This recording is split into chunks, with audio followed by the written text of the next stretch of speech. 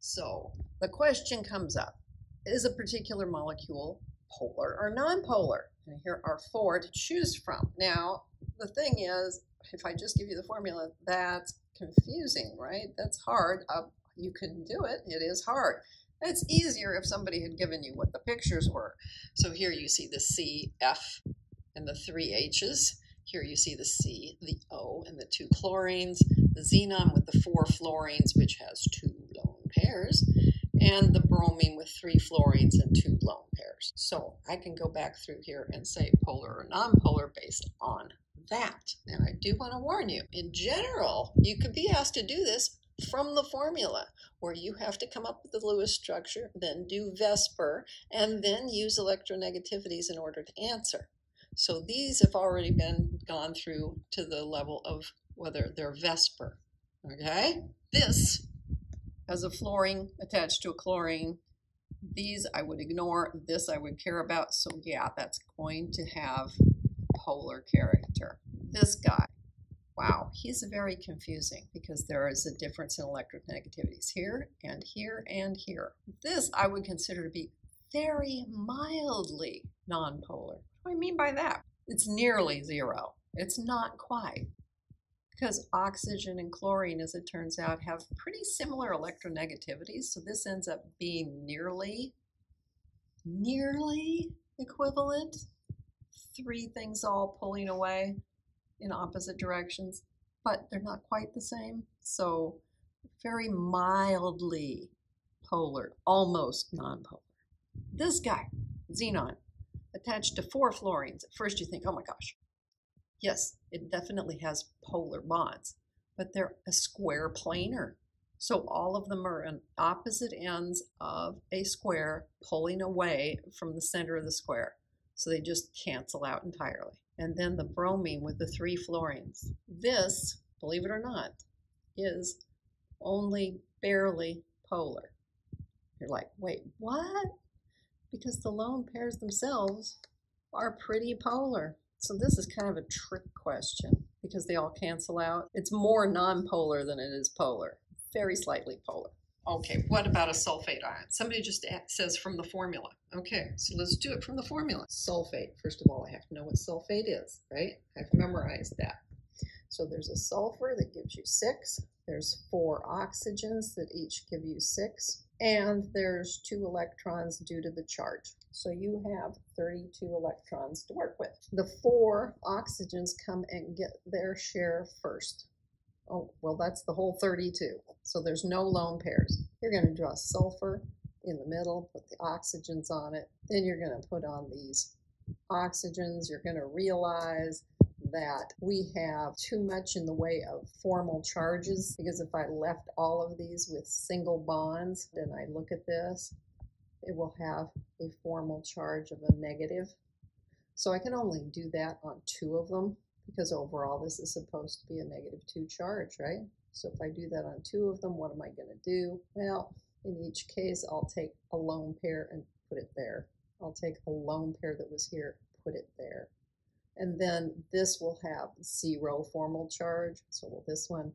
And the sulfur that came in with 6, 1, 2, 3, 4, 5, 6, it has no formal charge. So this is what we're looking at.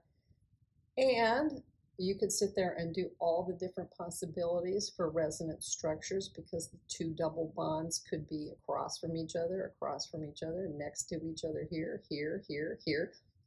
As long as there's 2 of them, overall you have to say that it's symmetric. And so it is a nonpolar molecule. What about a sulfite? Sulfur at 6, the 3 oxygens also at 6, and 2 electrons to make up the charge. Got 26 electrons to work with. The 3 oxygens all come and get theirs first. That means we've got a lone pair. All right, so if I draw that, I'm going to see a sulfur with a lone pair. Then I'll attach oxygens to it. Then I'll realize, oh yeah, you know what? It's still supposed to be a 2- for a formal charge. So one of them, take your pick, has a double bond. The others don't. This has a negative formal charge, so does this one. 1, 2, 3, 4, 5, 6. Sulfur doesn't. 1, 2, 3, 4, 5, 6. This oxygen doesn't. And at this point, you're like, oh, this is asymmetrical. There are 3 oxygens and a lone pair.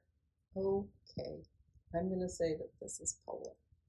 It's not symmetric, so I'll say it's polar. All right, so to summarize what we were talking about, a bond dipole comes about when there is a separation of charge because of the different electronegativities of atoms involved in covalent bonds. Okay, so remember we had the partial positive and the partial negative on one side and the other side. They are separated by a distance, the bond length. And so that's your separation of charge. It depends on the overall polarity of the molecule. So this is what we're talking about when we say we would use vector addition if we were trying to do this very precisely. And it is a permanent dipole, at least as long as the molecule isn't involved in a reaction that destroys the molecule, because they can't get away from that charge separation. That's because there's a bond there. As long as that bond exists, it is a permanent separation of the partial charges. And the dipole moment, there's actually numbers that are involved with it. We aren't going to worry about it too much, but if you're ever wondering, it's expressed in the units debye, and these are pretty darn small. Here's 10 to the minus 30 coulomb meters, because remember, we're talking about a single charge. That's 10 to the minus 19th, and we're talking about meters? Oh no, meters. We're talking about nanometers or picometers. So yeah, this is going to be a very small number. Does formaldehyde have a permanent dipole? There's a good question.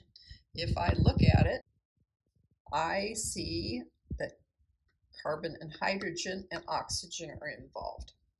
So if I go look up those electronegativities, I see that hydrogen, carbon, very close to the same electronegativity. So I'll just ignore those. Carbon and oxygen, there's a pretty decent difference.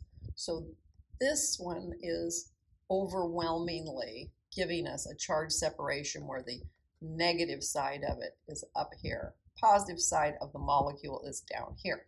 So this should have a permanent dipole. Look at the trigonal planar structure, and we conclude it has a permanent dipole. And there it is, showing you that the electrons are drawn upwards towards this.